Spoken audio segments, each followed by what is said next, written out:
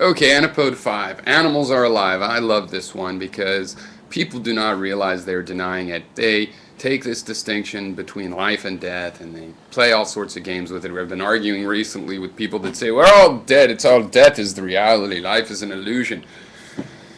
You know, life is a configuration, a system of matter that taken on its own, say in its a configuration just containing itself and its own parts, would not be considered living. Okay, so you could say it's all dead, but no, because we are not defining things based on what they ontologically, capital A, are.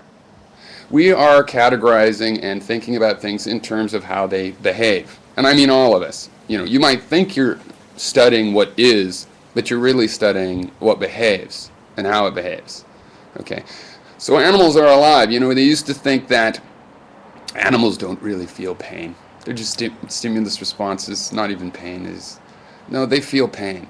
And they say, oh, animals don't have emotions. Well, anybody with pets would disagree. I believe I've seen plenty of emotion in animals. And in fact, it's backwards because, excuse me, the reptile and ape brain both have emotional centers of a type. Certainly the ape brain, the mammal brain that we've got. And why wouldn't they have them? I'll tell you why. Because in the Christian era, you have to demonize something in order to use it for your own purposes. So there was no not using the animals for our own purposes, so we just made up crazy explanations. Because in ancient time, this assumption was just simply not in play. The ancients believed that the animals were alive and really fully realized beings. Of course, we're all different. We're all special. You know, some of us don't write dictionaries. Some of us don't fly. Some of us don't have good vision. Some of us, can't see in color, for example. We have plenty of differences, and some of them, of course, many of them in our case are intellectual differences. Fine, but that's not, emotion.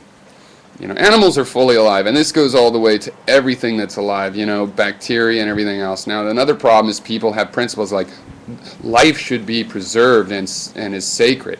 Therefore, they have to pretend these bacteria aren't alive because they spray antiseptic on them and kill them. Oh no, that would be terrible if they're alive. Well, they are alive, and you do it anyway.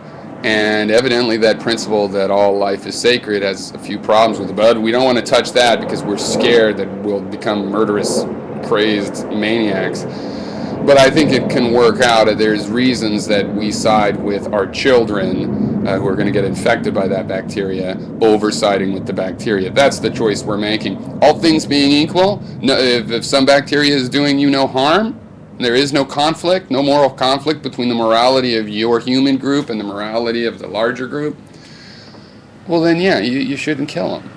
Okay, but the idea of sacred doesn't allow many exceptions, does it? So it's a very difficult thing. So we just have to demonize animals if we want to accept a dogmatic version of all this and still, eat meat.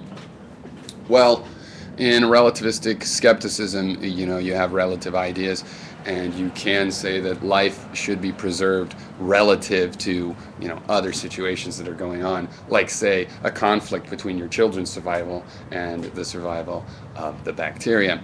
Okay, that's number 5.